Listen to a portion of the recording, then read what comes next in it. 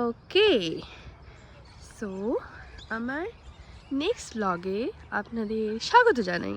ঠিক আছে, তো আমরা কোথায় ছিলাম আগের ব্লগটায়? আমি আমি আজকেও মর্নিং এখন ক্রিকে আছি।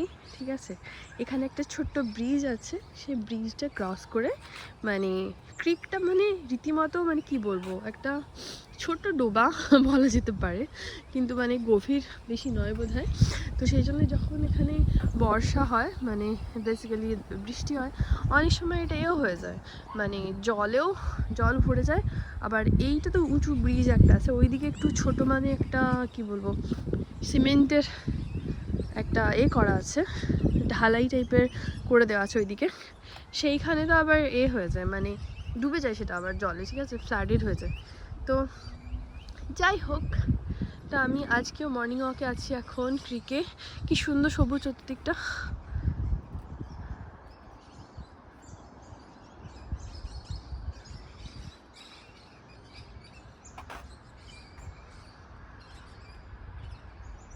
আমি জানি না আপনাদের আমার এই আইডিয়াটা কেমন লেগেছে। আমি ভাবলাম যে আমি না কখনো মানে আমি একটু প্রাইভেট পারসন, তো আমি কখনো ভাবিনি যে এরম করে শেয়ার করবো। বাট একটা জিনিস কি, আমার না ছোটোবেলা থেকেই হওয়ার খুব ইচ্ছে ছিল একটা সময়। আমি জানি না ওটা কেন ইচ্ছে ছিল, কোথা থেকে এসেছিলো কী জানি না।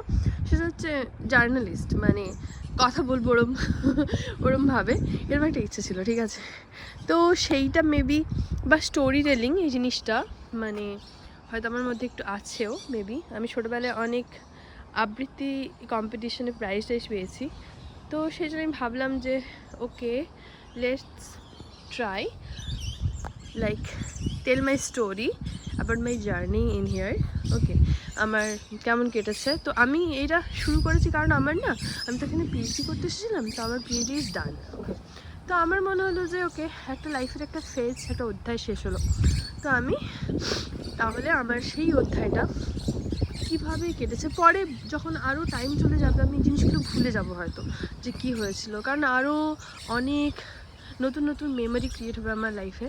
তো তখন আমি সেইগুলো নিয়ে ব্যস্ত হয়ে যাবো, তখন এই যে ছোটো ছোটো ডিটেলস কী হয়েছিল সব ভুলে যাব। তো সেই জন্য ভাবলাম এটা খুব ভালো একটা, যাতে আমি মানে এখানে জিনিসটা নথিবদ্ধ কথাটা করে রাখতে পারি। তো সেই জন্য ভাবলাম ওকে, লেটস ডু দ্যাট। ওকে, তো তারপর তো কি আমি আগের ব্লগে বলেছিলাম আমি সিঙ্গাপুর ফ্লাইটে উঠেছি, এবং আমার পাশে দুটো মেয়ে ছিল আরও, যারা সিঙ্গাপুর যাচ্ছে, তারা ইন্ডিয়ানই ছিল। And they are so much confident, মানে তারা বিশাল মানে হয় না হয়তো মেবি সিঙ্গাপুরে কোথাও পড়ে অথবা সিঙ্গাপুরে বেড়াতে যাচ্ছে নাকি আমি জানি না। মানে আমি তো কখনো যাইনি একা একা, মানে আমি কখনো মানে ওয়েস্ট বেঙ্গলের বাইরেই একা যাইনি। ঠিক আছে, ফ্লাইটে। তো সেই জন্য আমি ভাবলাম ওকে, তো স্টিল ওদেরকে দেখে আমার একটুখানি কনফিডেন্স বুস্ট হলো যে ঠিক আছে ফাইন। মানে এমনি ভয় পাচ্ছিলাম না, বাট একটা আনইজিনেস হয় না, আনইজিনেস এক্সাইটেড মানে একটা ব্যাপার হচ্ছিলো আর কি, চলছিল। তো দিয়ে আমি হচ্ছে ভাবলাম দিয়ে এবার আমি সিঙ্গাপুরে নেমেছি। এবার সিঙ্গাপুরে যে ফ্লাইটটা ছিল সেই ফ্লাইটটা না ডিলেড ছিল, মানে একটু দেরি করে দিয়েছে। এবার আমার না কানেক্টেড ফ্লাইট ছিল, সেটা ছিল মানে পরে 1.5 ঘন্টা পরে ছিল ফ্লাইটটা মেলবোর্নের। এবার অলরেডি না মানে বেশ খানিকটা দেরি করে দিয়েছে। এবার সিঙ্গাপুর যে এয়ারপোর্টটা সেটা বিশাল বড়, মানে একটা টার্মিনাল থেকে আরেকটা টার্মিনালে যেতে রীতিমতো মানে স্কাই ট্রেন তাই মানে 50টা জায়গা ঘুরে ঘুরে যেতে হয়। ঠিক আছে, মানে এখন আমার মানে যাইনি, আমি অনেকদিন সিঙ্গাপুর দিয়ে যাইনি, তো কিন্তু মানে তখন ওটা ছিল আর কি, মানে অনেকটা বড়। ঠিক আছে, তো দিয়ে আমি এবার নেমে এবার আমি রীতিমতো দেখেছি টাইমটা এরকম হয়েছে, মানে দেরি হয়ে গেছে। আর আমি পুরো দৌড়চ্ছি মানে নেমে যে কোথায় যেতে হবে, দিয়ে স্কাই ট্রেন নিয়ে এটা নিয়ে হ্যানা ত্যানা করে পৌঁছলাম আমি যখন নেক্সট যেখান থেকে বোর্ডিং হচ্ছে সেখানে। মানে বলা যেতে পারে আমি বোধহয় ফ্লাইটটাতে উঠলাম, মানে এবার আমি বাবা মাকে বলেছিলাম, সবাইকে বলেছিলাম, আমার এখানে যে বন্ধু তাকে বলেছিলাম যে আমি না সিঙ্গাপুরে গিয়ে জানিয়ে দেবো যে আমি সিঙ্গাপুরে পৌঁছে গেছি, আমি পরের ফ্লাইটে উঠছি। এবার জেনারেলি মানে ওয়াইফাই যেগুলো এয়ারপোর্টে পাওয়া যায় সেটা হচ্ছে মানে প্লেনের বাইরে পাওয়া যায়, মানে যেখানে আমরা বসে আছি এয়ারপোর্টে বা কিছু সেই সব জায়গায় পাওয়া যায়। এবার আমি তো অলরেডি দেরি হয়ে গেছে, তো আমি রীতিমতো দৌড়চ্ছি, মানে হয় না যে স্কাই ট্রেন দিয়ে এটা করে সেটা করে পৌঁছেছি কোনোভাবে। তো আমি কোনো রকমে প্লেনে ঢুকে গেছি, মানে তার একটু পরে মানে বন্ধ হয়ে গেছে প্লেন, মানে আমি হয়তো লাস্ট 2-3 জন যে বাকি ছিল তাদের মধ্যে ছিলাম, ঠিক আছে। তো আমি সেখানে কাউকে কিচ্ছু জানাতে পারিনি বাড়িতে যে ওকে। সবাই তো মানে আমি ভাবছি মনে মনে ভাবছি যে সবাই তো মানে সবাইকে বলেছিলাম যে আমি জানিয়ে দেবো যে মাঝের টাইমটায় যখন আমি মানে পরেরটায় উঠবো, কাউকে জানাতে পারিনি। এবার পরের ফ্লাইটটা হচ্ছে বোধহয় মোস্টলি 9 ঘন্টা বা 8 ঘন্টা এরকম কিছু। তো এবার আমার না সারাক্ষণ মনে হচ্ছে আমার বাড়ির লোক আমাকে একটু বেশি ভালোবাসে, একটু বেশি আদুরে আর কি। তো আমি ভাবছি বাবা মানে আমার সবাই মানে এত টেনশন করবে নিশ্চয়ই যে মানে আমি জানালাম না কি হবে এরকম টাইপের। আমি না বিশাল মানে চিন্তিত ফ্লাইটের মধ্যে। তো আমি যখন ফ্লাইটের ভেতরে ছিলাম ওখানে একজন মানে ফরেনার আর কি, মেবি অস্ট্রেলিয়ান হতে পারে, আমি জানি না, মানে এদিকে আসছে মেবি অস্ট্রেলিয়ানই হবে। আমি জিজ্ঞেস করলাম যে কারোর কাছে কোনো ওয়াইফাই আছে, মানে মেবি যদি থাকে যে আমি জাস্ট মানে হটস্পট একটু শেয়ার করবে তাহলে আমি একটু জানিয়ে দেবো বাড়িতে যে আমি মানে পরের ফ্লাইটে উঠে গেছি, কোনো চিন্তা করার কিছু নেই, ঠিক আছে। কিন্তু তারা বললো যে না নেই, হয়তো জানি না ছিল কি ছিল না, বা ছিল না হয়তো, মেবি বললো। তো দিয়ে আমি তখন ভাবলাম যে ওকে তাহলে আর কি হবে। তো তারপরে আমার পাশে একজন ইন্ডিয়ান মহিলা ছিল, মানে তিনি বোধহয় এখানেই থাকেন, ঠিক আছে। তো মোস্টলি সাউথের হবেন, আমি ঠিক জানি না, মানে মনে হলো আর কি, ঠিক আছে। তো আমি তাকে বললাম যেরকম ব্যাপার আপনার কাছে আছে, তখন বলছে না নেই, কিন্তু তুমি অস্ট্রেলিয়ায় নেমে আমার থেকে করতে পারো যদি চাও, ঠিক আছে। আমার মানে অস্ট্রেলিয়ান ফোন নাম্বার আছে। আমি তখন বললাম যে ওকে ঠিক আছে, বাট আমি বললাম যে আমি না অ্যাকচুয়ালি ফার্স্ট টাইম এরকম বাইরে যাচ্ছি, আর আমার বাবা মা মানে কিছু মানে হয় না মানে কি বলবো মানে জানে না মানে এখানে, আর মানে কখনো একা একা আসছি তো বাইরে, তো সেই জন্য চিন্তিত হবে আর কি খুবই, যে আমি কি করব, মানে জানিয়ে দিলে তারা একটু কম চিন্তা করবে আর কি। এই দেখো এখানে একটা আবার জিম আছে, মানে তুমি যদি চাও এখানে মর্নিং করতে এসে জিম করতে পারো, কোনো অসুবিধা নেই। এগুলো না এই পার্কগুলোর ফ্যাসিলিটি, এখানে যে জিম থাকবে, তারপরে আরও প্লেগ্রাউন্ড থাকে বাচ্চাদের, তো বিশাল বড় এরকম টাইপের জিনিসপত্র হয়। যাই হোক, তো দিয়ে আমি তখন বললাম আর কি আর করা যাবে। তো তখন আর আমি সারা মানে ফ্লাইটটা আমার মনে হচ্ছে সবাই চিন্তা করছে, আমি কাউকে কিছু জানাতে পারলাম না, এবার সবাই চিন্তা করবে, ঠিক আছে। চিন্তা এখন 9 ঘন্টা পরে আমি জানাতে পারবো।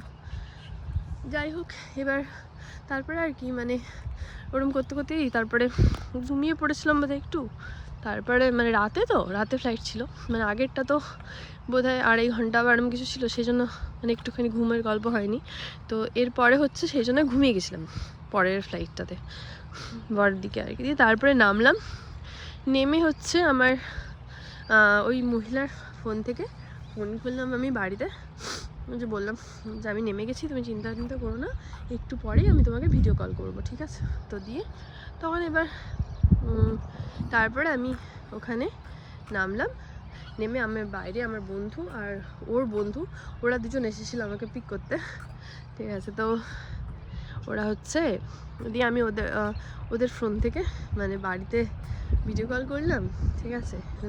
তখন আমার মা বৌদি ওরা ট্রেনে করে বাড়ি ফিরছে, ঠিক আছে। তো আমি বললাম যে আমি পৌঁছে গেছি, তোমরা চিন্তা করো না, মানে আমি এবার আমার হচ্ছে এতে কি বলে আমার যেখানে মানে একটা এয়ারবিএনবি বুক করা হয়েছিল, তো সেইখানে দিকে যাচ্ছি আর কি।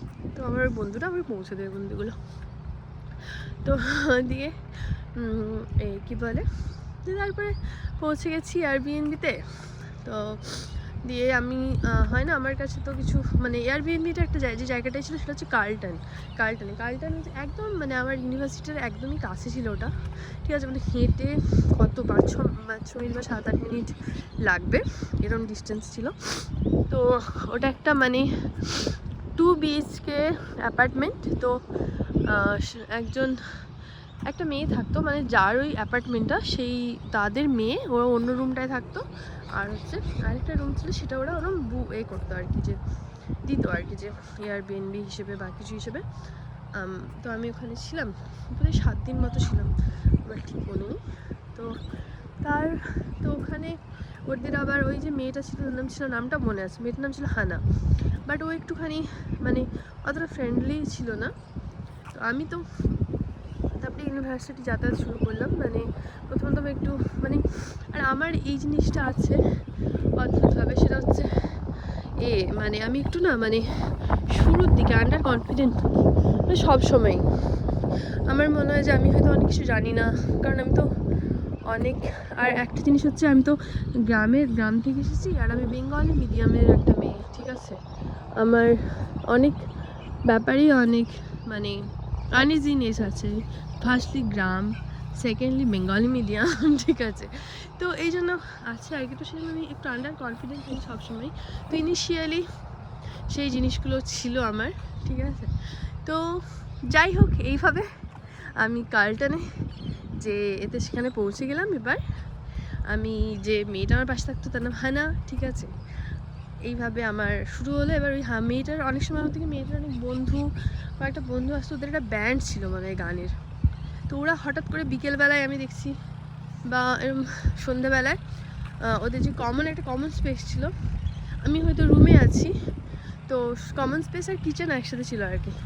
তো ওরা না মানে গান করছে সেখানে জোরে জোরে বা এরম টাইপের কিছু, ঠিক আছে। তো মানে আমি যেহেতু গান নিজেও পছন্দ করি, তো সেই জন্য মানে আওয়াজ যদিও খুব লাউড হতো, কিন্তু স্টিল মানে অনেক খারাপ লাগতো এরকম নয়। তো সেই জন্য আমি ওকে এরকম করতাম, বাট ঠিক আছে। লাইক মানে হ্যাঁ, কিন্তু মানে ওরা আননোন ছিল তো, আর কয়েকটা ছেলে আসতো আর ওই মেয়েটা। তো আমি একটা টোটালি আননোন জায়গায়, মানে একটা বাড়িতে, সেখানে বাকি অনেকগুলো ছেলে এসেছে আর একটা মেয়ে, তো সেটা একটা আনইজিনেস ছিল। মানে আমি হয় না যে আমি তো চিনি না কাউকে, আর তো বাট এখানে এগুলো খুব কমন আর কি। মানে আমি পরের যে গল্পগুলো বলবো, আমরা কি এতদিন গার্লস হোস্টেলে থাকতাম, সেখানে মানে এর আগে সেখানে বয়েজরা একমাত্র আসতে পারতো যখন হচ্ছে মানে হলডে হতো। হলডে মানে একটা দিন ওই হলের সেলিব্রেশন হতো, সেই দিন মানে বয়েজ মানে তোমার টিচার্স যে কেউ মানে আসতে পারে, তো ইনভাইট করলে মানে they can enter the girls hostel, okay. তো সেরকম একটা ব্যাপার হতো, কিন্তু মানে জেনারেলি তো হতো না। তো সেই জন্য আমি হচ্ছে একটু আনইজি আমার লাগতো, যে মানে আমি চিনি না, তারপরে কেমন হবে। তো যাই হোক, এইভাবে আমার অস্ট্রেলিয়ার কার্লটানে আমার ফার্স্ট স্টে মানে শুরু হয়েছে। ওকে, আজকে আমি এতটাই বললাম আমার গল্পের। আবার আমি পরের ভ্লগে এর পরের মানে মেমোরি যেগুলো আমার মনে আছে সেগুলো শেয়ার করব। আবার দেখা হচ্ছে।